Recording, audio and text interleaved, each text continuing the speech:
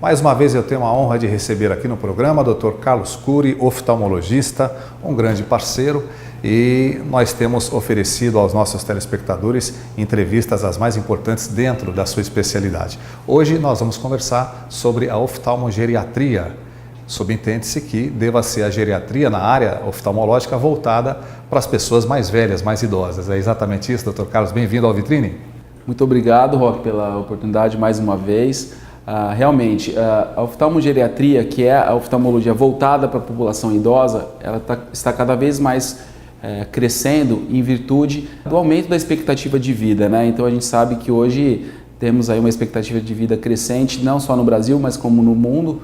Então, com isso, várias doenças que víamos com menos frequência se tornam cada vez mais frequentes. Dr. Carlos, você poderia enumerar para a gente as causas de baixa visão no idoso?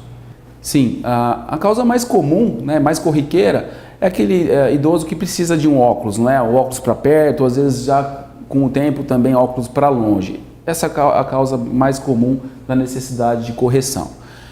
A partir daí começam a surgir as doenças propriamente ditas. No caso, a catarata, ela é bastante prevalente com o envelhecimento, vai havendo uma opacificação, a perda da transparência do cristalino, como já comentamos em outros programas.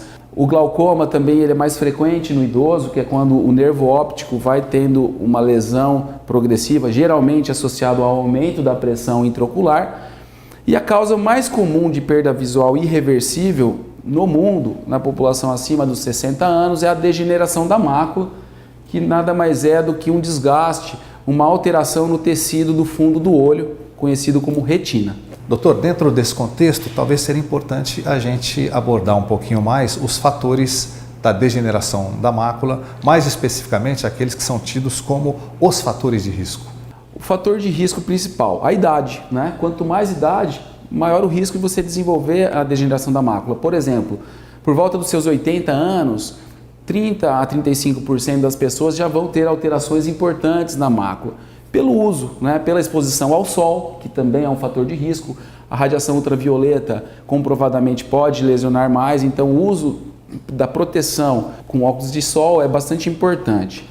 Sabemos também que outro fator de risco importante é o tabagismo, que aumenta em 5 vezes a incidência da degeneração da mácula. O fator hereditário, o fator genético é de extrema importância, já existem genes clonados demonstrando que eles são responsáveis diretos pela degeneração da mácula. As pessoas de pele mais clara, que consequentemente têm um menor fator protetivo contra os raios ultravioleta, também na retina, essa retina ela é menos protegida. Hipertensão arterial tem se mostrado também um fator de risco. A vida sedentária também, né, a obesidade é um fator de risco para a degeneração da mácula.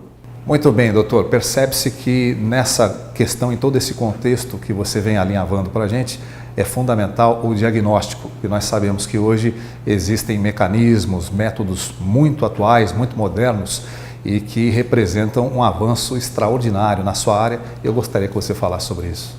Basicamente, o exame oftalmológico ele deve ser realizado anualmente, né? Um exame para medida do grau do óculos, para fazer uma avaliação do fundo do olho através da dilatação da pupila, né? Esse exame chamado exame de fundo de olho ou mapeamento da retina. Havendo algum tipo de suspeita da degeneração da mácula, é feito então uma avaliação mais aprofundada através de exames complementares. Exames através da angiografia, que é um exame com contraste, exames através da tomografia da retina, e hoje nós temos um lançamento aí mundial, que é um exame chamado angiotomografia sem contraste, que é um exame que mostra toda a circulação da retina de forma muito detalhada, como vocês vão observar aqui nas imagens, e você consegue detectar possíveis alterações relacionadas à degeneração da mácula em estágios muito precoces, estágios que ainda às vezes o paciente nem percebe que está com baixa de visão. E com isso, obviamente, o tratamento se torna muito mais facilitado e com melhores resultados.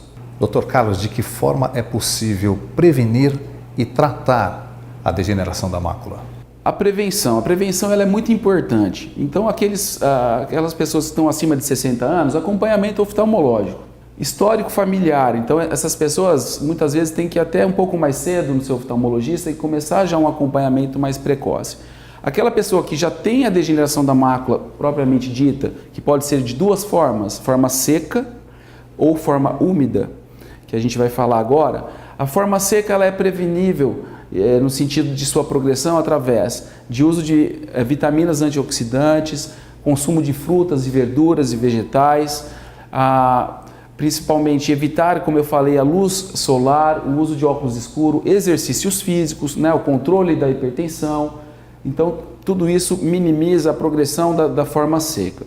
Quem já desenvolveu a forma úmida, que é quando já existem vasos sanguíneos doentes que crescem sob a retina, causando um dano estrutural no tecido retiniano, aí sim o tratamento adequado é a aplicação de medicamentos, drogas que são chamadas drogas antiangiogênicas, que bloqueiam o crescimento desse vaso e restabelecem o tecido retiniano e minimizando essa perda da visão central, que é muito significativa nesses casos. Dr. Carlos, muito obrigado por essa síntese de informações, certamente elucidando um tema tão importante dentro da sua área de atuação, e a gente fica muito feliz em tê-lo como um aliado e sabendo da importância do seu trabalho no sentido de aprimorar o seu desenvolvimento técnico e humano ao mesmo tempo, com excepcionais resultados. A gente quer agradecê-lo mais uma vez pela sua presença aqui no Vitrine, aguardando você já numa próxima oportunidade. Muito obrigado.